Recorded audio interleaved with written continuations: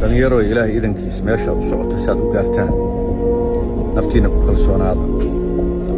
qof kale wax ilaahay siiya ha u masayrin sir yeelo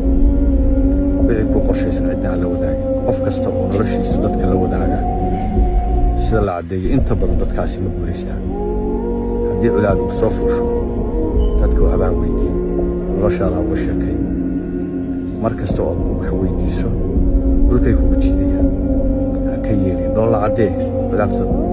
tunkow dhow wixii ilaahay ku siiyo alxamdulilaahi ha ugu faani qodobka kale naftaada xuduud yeel inaysan ku xadgudbin dadka kale ayadana ha u ogolaan in lagu xadgudbo saaxiib ciduu raba ha noqdo xuduud waa inay jirtaa qofkii soo dhaafa iga joogtay dadaalkuna meesha kama marna si aad fiidiyoosha dambe ula socoto nagu soo biiro farowna soo dheh